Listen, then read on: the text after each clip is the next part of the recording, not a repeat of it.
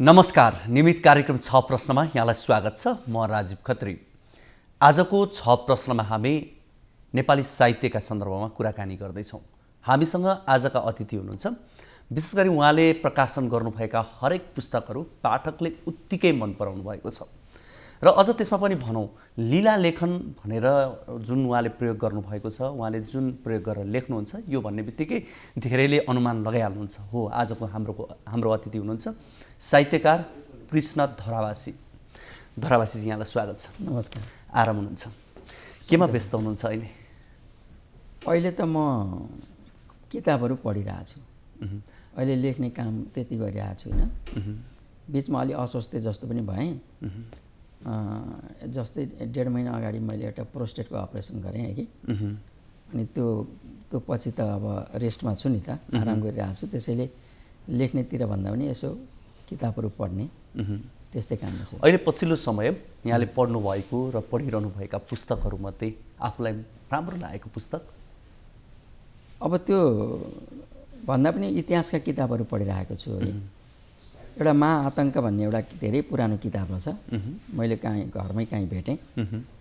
त्यो चाहिँ के रहेछ भने रुसमा स्टालिनको पालामा रुसमा जुन जनविनाश भयो राजनीतिक रूपमा, आन्तरिक रूपमा, त्यो स्टालिनले गरेको आफ्नो देशभित्रको जनविनाशमा केन्द्रित किताब रहेछ त्यो नि।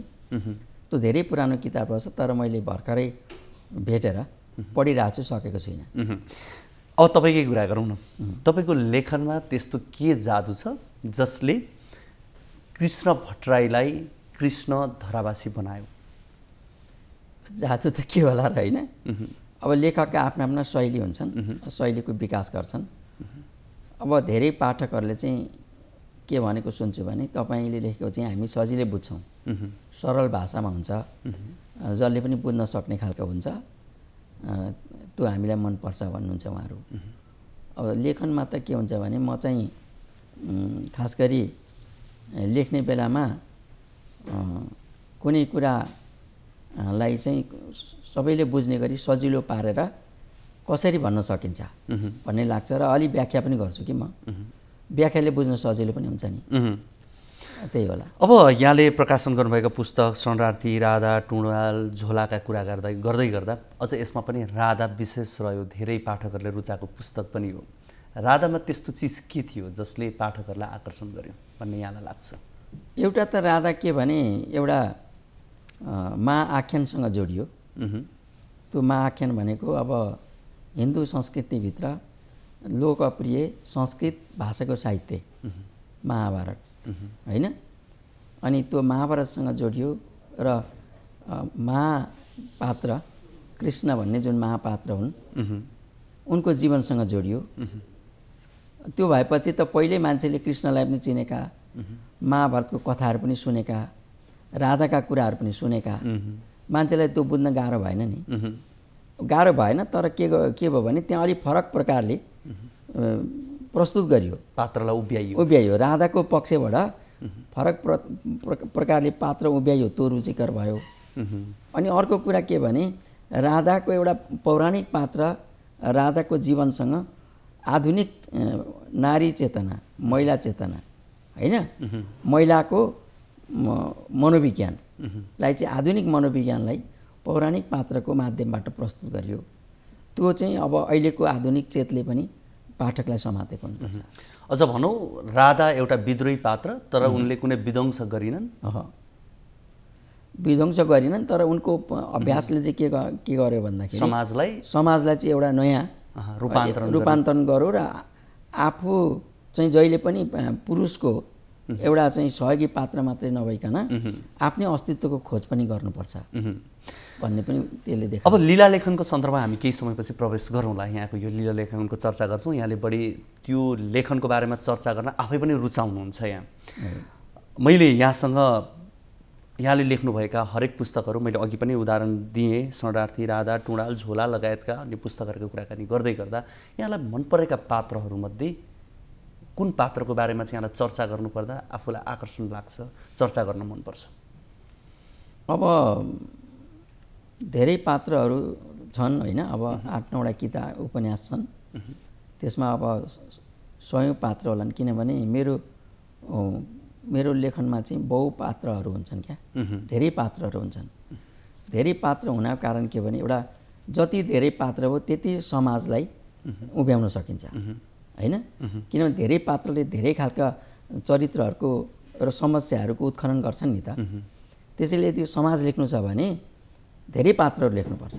धेरै पात्रहरूका माध्यमबाट चाहिँ धेरै कुराहरू, समाजको धेरै कुरा भन्न पाइन्छ र त्यहाँ लेखकले बोलिरहनु पर्दैन। धेरै पात्रले आफै बोल्छन् र समाज त्यहाँ उभिन्छ। त्यस कारणले गर्दाखेरि म चाहिँ मेरो लेखनमा धेरै पात्र हुन्छन् है। अब छापिएका उपन्यास मध्येको पहिलो उपन्यास त्यो शरणार्थी है। अब त्यो छापिने बित्तिकै त्यसले राम्रै चर्चा पायो। अहिले त अब त्यो 2टा विश्वविद्यालयमा पढाइ पनि हुन्छ हैन। नर्थ बङ्गाल विश्वविद्यालय र त्रिभुवन विश्वविद्यालयमा पढाइ हुन्छ त्यो। त्यसले गर्दा मेरा 29वटा किताबमध्ये विश्वविद्यालयले पत्याएको किताब पनि त्यही भयो। छापिएको पनि उपन्यास चाहिँ पहिलो हो त्यो। अब त्यो चाहिँ के थियो भनेदेखि एउटा प्रयोग थियो नेपाली साहित्यमा, एउटा प्रयोग गरियो भनौँ न, गरिएछ त्यति बेला, जानेर होइन तर पछि अरूले समालोचकले भन्दा प्रयोग भएछ त्यो।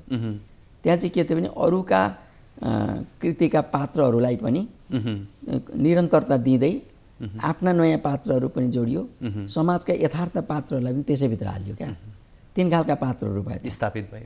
अरूका उपन्यास कथाका पात्र, आफूले जन्माएका पात्र, समाजमा भइरहेकै पात्रहरू होइन। 3 खालका पात्र एक ठाउँ मिसाउँदा कुन यथार्थ हो कुन काल्पनिक हो त्यो गड्याङगुडुङ भएको छ त्यसमा नि। त्यसमध्ये अब धेरै मलाई मनपर्ने पात्र चाहिँ गौण पात्र छ त्यहाँ, जयबहादुर भन्ने होइन। त्यो पुरा उपन्यास नै जयमायामाथि कुदेको छ, तर त्यहाँ जयमायाको सहायक पात्र एउटा जयबहादुर छ। त्यो जयबहादुर जयमायाको जीवनभरि सँगै छ, तर जयबहादुर र जयमायाको बिचमा बिहे पनि भएको छैन होइन। उनीहरू आत्मिक प्रेममा छन् तर दैहिक संसर्गमा पनि छैनन् होइन। जयबहादुर धेरै बोल्दा पनि बोल्दैन, जति बोल्छ एकदमै गहिरो कुरा बोल्छ क्या त्यो जयबहादुर है। र त्यो उपन्यासलाई भित्री शक्ति चाहिँ जयबहादुरले दिएको छ क्या। अब मैले अघि पनि भने लीला लेखन यहाँले आफैले बढी चर्चा गर्ने विषय पनि रह्यो। अब यसका सैद्धान्तिक पक्षलाई मैले संक्षेपमा स्पष्ट पारिदिनुहोस् न भन्ने भनेदेखि यहाँका आफ्नै 300-400 पृष्ठको त त्यही किताब नै छ, त्यही विषयमै छ। त्यस कारणले गर्दाखेरि तर पनि मैले आग्रह गरेँ आम दर्शकलाई चाहिँ लीला लेखन भन्ने बित्तिकै उहाँहरूको दिमागमा पर्ने विषय के हुनसक्छ र यहाँले सोच्नुभएको के हो, वास्तवमा लीला लेखन के हो? अब यो लीला लेखनको कुरा गर्दा चाहिँ अब हामीले के बुझ्नुपर्छ भने यसको प्रयोग र विस्तार त मबाट भएछ होइन, जानेर थालेको पनि होइन। यो धेरै पहिलाको कुरा हो। 44-45 सालदेखि यतातिर लाग्यो, झन् 30 वर्ष त भयो होइन। त्यति बेला यो यत्रो ठुलो विषय होला, यति विस्तारित भएर जाला भन्ने त सोचिएन। हिँड्दा हिँड्दै पुगे जस्तै भएको हो त्यो होइन। तर यसको प्रारम्भ मैले गरेको होइन, यसको प्रारम्भ इन्द्रबहादुर राईले गर्नुभएको होइन। उहाँ अब त दिवंगत पनि भइसक्नुभयो, दार्जिलिङमा हुनुहुन्थ्यो उहाँ। उहाँको बारेमा त सबैलाई थाहा छ होइन।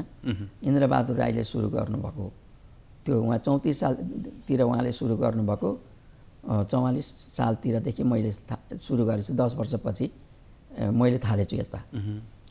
र त्यो भएकोले यो मेरो चाहिँ कुरा होइन, यो इन्द्रबहादुर राईको कुरा मैले विस्तार र प्रयोग र विस्तारमा अलि बढी काम गरेँ होला पछिल्लो पुस्ताको भएकोले, त्यति मात्र कुरा भयो।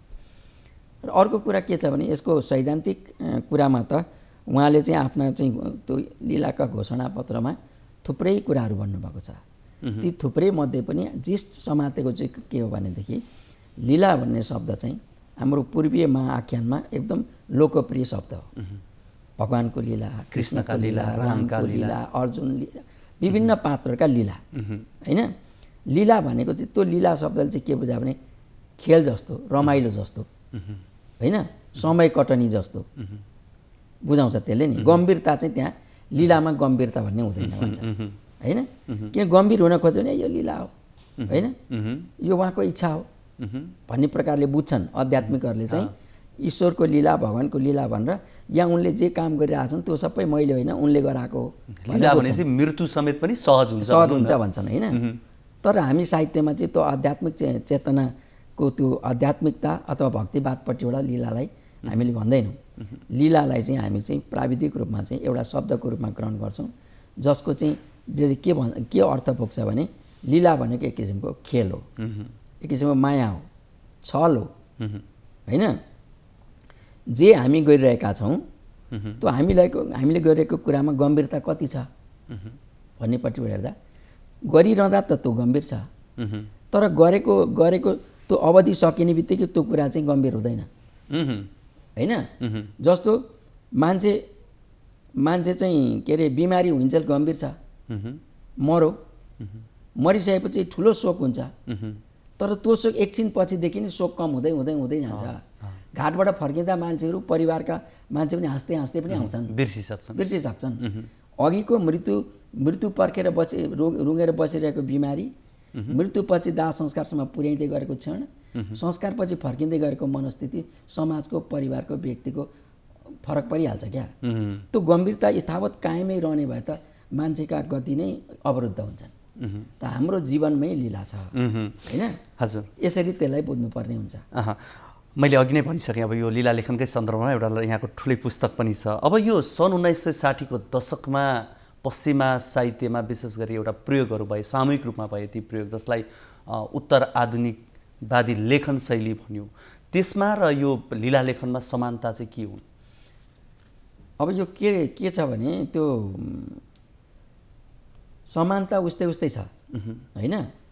तर उनीहरूको लेखनमा के छ भने उनीहरूको लेखनमा चाहिँ अलि शून्यवाद जस्तो होइन, अर्थविहीनता होइन, हामीले अघि भने जस्तै नै हो। तर हाम्रो लीलामा चाहिँ के हुन्छ भने हाम्रो लीला चाहिँ पूर्वीय दर्शनको अडेसो लागेर आएको छ क्या यसले लिएको फरक कुरा चाहिँ त्यही हो। जतिसुकै कुरा गरे पनि एउटा गहिरो तहमा जाँदाखेरि के बुझ्नुपर्छ भने त्यो मान्छे आध्यात्मिक हुन पनि सक्छ, नास्तिक पनि हुनसक्छ, आस्तिक पनि हुनसक्छ, मान्छे जे पनि हुनसक्छ। नास्तिकै छ भने पनि उसको मनोविज्ञानको तल्लो तहमा कहीँ न कहीँ त्यो समाजले परम्पराले बोकाएको आस्तिकता पनि कहीँ लुकेर बसेको हुन्छ क्या होइन। जस्तो हामीले के हुन्छ भने केही लेख्दै गर्दा पनि हामीमा हजारौँ वर्षदेखि हामीलाई प्रभाव पारेर आएका हाम्रा धर्म संस्कृतिहरूले काम गरिरहेका हुन्छन्। त्यसैले एउटा चाहिँ वेस्टर्न एउटा युरोपियन अमेरिकी लेखकले जे सोचोस् उसको सोचाइको भित्री तहमा उसको क्रिस्चियनिटी हुन्छ होइन। त्यस्तै अर्कोको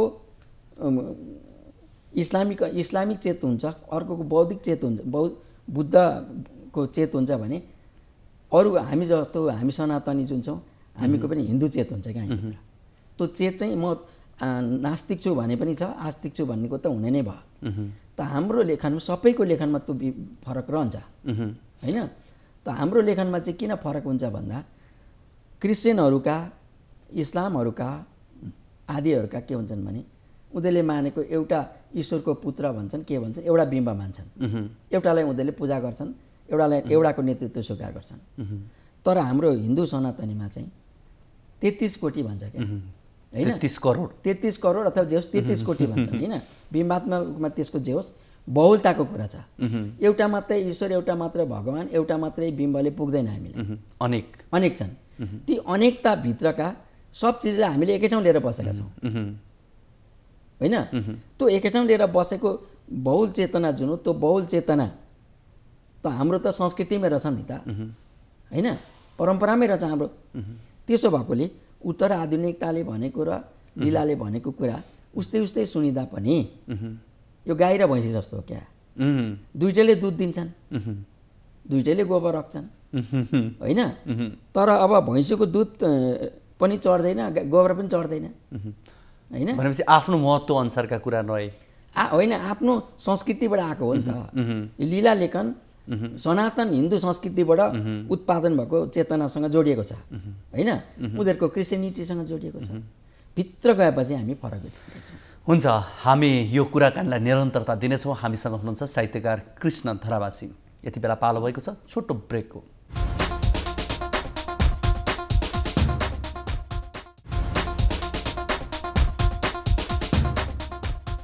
प्रश्नमा यहाँहरूलाई फेरि पनि स्वागत छ। आज हामी कुराकानी गरिरहेका छौँ साहित्यकार कृष्ण धरावासीसँग।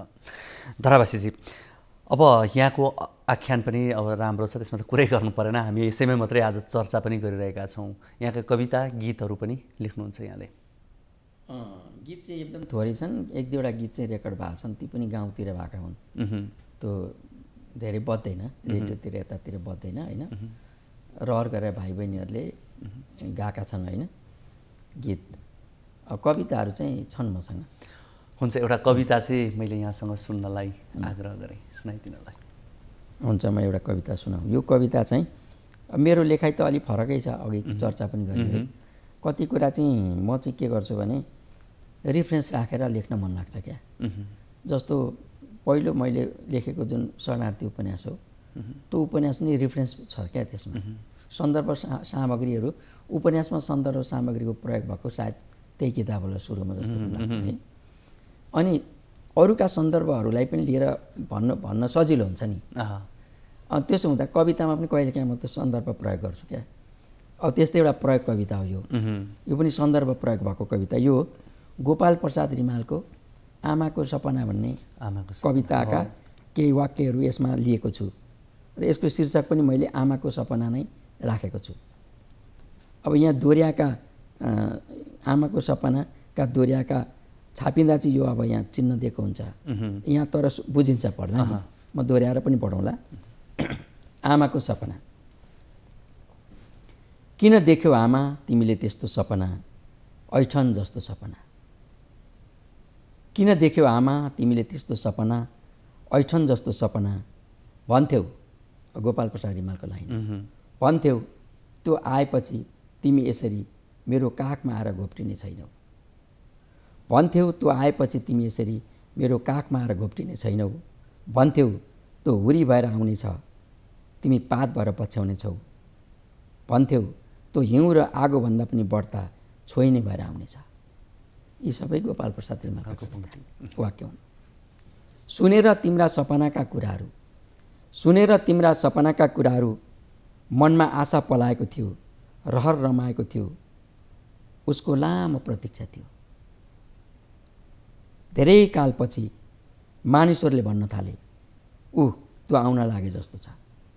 जङ्गलमा आँधी पसे जस्तो छ, गाउँमा सन्नाटा छाए जस्तो छ, सहरमा हुलमाल मचिएला जस्तो छ। हो, ऊ आउन लागे जस्तो छ। हामी कति रमिते भएर उसको आगमन पर्खेर बस्यौँ। कति भाइहरू उसलाई लिन परैसम्म गएका उतै हराए। आगो जस्तो छोइनेलाई छुन गएका उतै डढेर खरानी भए। हिउँ जस्तोलाई छुन गएका उतै कठान लिएर मरे। आमा, ऊ त जङ्गलमा तिम्रै सपना जस्तो थियो भन्थे। सहरमा आइपुग्दा ऊ त कसैले नचिन्ने भएर आएको थियो। उसका हातमा हतियार पनि थिएन अधर्मसँग लड्ने, उसका कम्मरमा बाँसुरी पनि थिएन प्रेमसँग गाउने। ऊ त इतिहासका अनगिन्ती सम्झौताहरूमा जलेको कालो ठुटो थियो। ऊ केवल ठुलो ठुलो स्वरमा बोल्थ्यो, तर त्यो आवाज तिम्रो हृदयको थिएन। उसले त बेकारमा तिमीलाई रुँगी बसेका हामी माथि पो निर्मम प्रहार गर्यो। मात्र हामीलाई झिल्छ्यायो, मात्र हामीलाई डढायो। किन देख्यौ आमा तिमीले त्यस्तो सपना, ऐठन जस्तो सपना। यो कविता पक्कै पनि गोपाल प्रसाद रिमालका कविताहरू त्यसै पनि अलिकति विद्रोही टाइपका, क्रान्तिकारी टाइपका कविताहरूको रूपमा लिन्थे। त्यसलाई समसामयिक राजनीतिसँग अझ जोडेर यहाँले फरक तरिकाले यसलाई राखिदिनु भयो। म अलिकति यहाँसँग फरक प्रसङ्गमा प्रस्तुत भएँ। अहिलेको समसामयिक राजनीतिलाई यहाँले कसरी निहाल्नुहुन्छ? साहित्यको तर्फबाट हेर्दा विगतमा साहित्यले राजनीतिलाई परिवर्तन गर्न या राजनीति सँगसँगै साहित्य डोरियो या साहित्य सँगसँगै राजनीति डोरियो? आखिर रोडम्याप बनाउने त साहित्यकारहरू नै हुन्छन्। हामी गोपाल प्रसाद रिमालदेखि आज तपाईँको कवितासम्म आउँदा त्यो रोडम्यापै देख्छौँ। यस हिसाबले कहीँ राजनीतिलाई त्यो सपना चाहिँ साहित्यकारहरूले देखेका हुन्छन् र त्यसमा डोरिँदै जान अन्जानमा राजनीतिज्ञहरू आउने प्रयास गर्लान् भन्ने एउटा हामी भाव देख्न सकौँला। तर पनि अहिलेको राजनीतिलाई हेर्दा चाहिँ यहाँ कसरी देख्नुहुन्छ? यो अहिलेको राजनीति जे भएको छ यसलाई अहिलेको हेराइले यसलाई दोष दिएर कामै छैन क्या। नेपालको राजनीतिको लामो परम्परा जुन हो नि 2007 सालको क्रान्तिपछि 2007 सालको क्रान्ति बन्दुक उठाएर गरेको क्रान्ति थियो नि त होइन। 104 वर्षको राणा सत्तालाई बन्दुकले फालेको हो नि त। बन्दुकले फालेको सत्तासँग तुरुन्तै भोलिपल्ट सम्झौता गरेर त्यही फालिएको मान्छेलाई फेरि प्रधानमन्त्री बनाएर नेपालको प्रजातान्त्रिक यात्राको सुरुवात भयो क्या। त्यहाँबाट नि एउटा यस्तो खालको चाहिँ असमापक सम्झौता यात्रा प्रारम्भ भयो क्या नेपालको राजनीतिमा। त्यो असमापक सम्झौता यात्राले चाहिँ अहिले 70 वर्ष पार गर्दा पनि त्यो सम्झौता यात्राबाट यो मुक्तै भएन अघि। क्रान्तिका नाममा आन्दोलनका नाममा जतिपल्ट भए तापनि ती गएर सम्झौतामा टुङ्गिन्छन्। सम्झौतामा टुङ्गिनु राम्रो कुरा हो होइन। ठुल्ठुला युद्ध पनि सम्झौतामै टुङ्गिन्छन् भने प्रजातान्त्रिक कुरामा सम्झौतामा टुङ्गिनु नराम्रो त होइन। तर सम्झौता पछि त्यो फेरि असक्षम नेतृत्वमा फर्किनु चाहिँ नराम्रो हो नि त हो कि होइन। त्यसो भएकोले गर्दाखेरि चाहिँ अब अहिले पनि हामी सम्झौतै देख्छौँ नि। अब अहिले भर्खर पनि के हुँदैछ भने अब फेरि चाहिँ 2/3 बहुमत प्राप्त भएको सरकार आन्तरिक कलहमा आफै समाप्त भएर अब उसका विपक्षमा अरू 3टा दलहरू सम्झौता गरेर सरकारमा जाने भन्ने कुरा भइरहेछ होइन। जो गए तापनि वर्तमान प्रधानमन्त्री केपी शर्मा ओली नै प्रधानमन्त्री रहँदा पनि हिजो 2/3 बहुमतको प्रधानमन्त्री हुनुहुन्थ्यो भने अब एउटा कुनै पार्टीको समर्थनको प्रधानमन्त्री अल्पमतको प्रधानमन्त्री हुनुहुने भयो नि त होइन। आखिर त वही त्यही व्यक्ति आफू त्यही कुर्सीमा सबभन्दा ठुलो बहुमतको मान्छे त्यही कुर्सीमा आफ्नै कारणले अल्पमतको सरकारमा प्रधानमन्त्री हुनु पर्यो भने उहाँको राजनीतिक सफलता त भएन यसमा। त्यसैले मलाई चाहिँ के छ भने हामी लेखक साहित्यकार त हरेक कुरालाई बिम्बमा हेर्छौँ क्या। योलाई पनि म चाहिँ लीलाकै बिम्बमा हेर्छु। लीलाले के भन्छ भन्दाखेरि गम्भीरता केही पनि हुँदैन भन्छ नि। एब्सोल्युट ट्रुथ भन्ने पनि हुँदैन भन्छ नि। निरपेक्ष सत्य पनि छैन भन्छ नि होइन। भन्नुको अर्थ के भयो भन्दाखेरि त अब हामीले जे भनेको त्यो त कहिले पनि हुँदो रहेछ होइन। जेको लागि प्रजातन्त्र भनौँ, जेको लागि गणतन्त्र भनौँ, जेको लागि पार्टीमा मान्छेहरू शहादत भए मरे होइन। तिनीहरू के भयो भन्दा हिजो चाहिँ माओवादीको लागि मर्नेहरूको मृत्युको के अर्थ भयो होइन। झापाकाण्डदेखि लडेर आउने एमालेहरूको के अर्थ भयो। काङ्ग्रेसहरूको 3 सालदेखिको लडाइँको के अर्थ भयो। 30 वर्ष पञ्चायतभरि झगडा गरिरहने पञ्चहरूको के अर्थ भयो। सुन्दाखेरि भाषण सुन्दा जसको पनि ठिकै लाग्छ तर एकैछिनमा तिनीहरूको अर्थ परिवर्तन भएर नसोचेको उत्तर होइन। त्यो जम्मै के हो भन्दा त्यो खेल हो, लीला हो। त्यसबाट कोही मुक्त नै छैन क्या। मुक्त हुन्छु भन्छ, क्रान्तिकारी हुँ भन्छ, परिवर्तनशील हुन्छु भन्छ, तर ऊ त्यहीँ घुमिरहेकै हुन्छ। अब मैले अलिकति यहाँसँग विशेष गरी केन्द्रीकृत मानसिकता साहित्यका सन्दर्भमा पनि हेर्दाखेरि यहाँले विशेष गरी मफसलबाट अलिकति राष्ट्रिय स्तरको साहित्यकार बन्नुभएको यहाँ म सरू भक्तलाई पनि यतिखेर सम्झिन्छु। विशेष गरी उहाँ पनि त्यही किसिमको प्रकृतिको र राजधानीवादको विरोध पनि यहाँले पनि गर्नुहुन्छ, उहाँले पनि गर्नुहुन्छ। अलिकति यो राजनीति पनि कहीँ न कहीँ यी बिम्ब नै छन्, एकअर्कामा जोडिएका विषय पनि हुन्। तर तपाईँ आफै चाहिँ अब फेरि राजधानीतिरै बढी अहिले बसाइ चाहिँ फेरि यहाँको राजधानी नै भयो, राजधानी केन्द्रित नै हुनुभयो आफू पनि? होइन, म व्यावहारिक रूपले राजधानी केन्द्रित हुनु पर्यो नि। मेरो जागिर भयो, सरुवा भएर हेड अफिस आयो। कृषि विकास ब्याङ्कको कर्मचारी थिएँ होइन। अब हेड अफिस सरुवा भएर आएपछि छोराछोरीहरू सबै एसएलसी दिने क्रममा थिए। सबै पास हुँदै सबैलाई उनीहरूलाई पनि काठमाडौँ बस्न मन लाग्यो। उनीहरू यहाँ पढ्न थाले होइन। अनि हुँदाहुँदै उनीहरूलाई सजिलो होस् भनेर अब जागिर सागिर छोडियो, अलिअलि पैसा आयो, एउटा घर पनि किन्यो होइन। केटाकेटी फर्केर त झापा गएनन् हो कि। उनीहरू नगएपछि हामी मात्रै जाने कुरा भएन। तर के छ भने झापाको व्यवहार पनि मेरो आफ्नो छ, जाने आउने गर्छु। बढी मेरो बसाइ चाहिँ अब काठमाडौँ केन्द्रित भएको छ। अब हामी करिब करिब अन्तिमतिर पनि आइसकेका छौँ।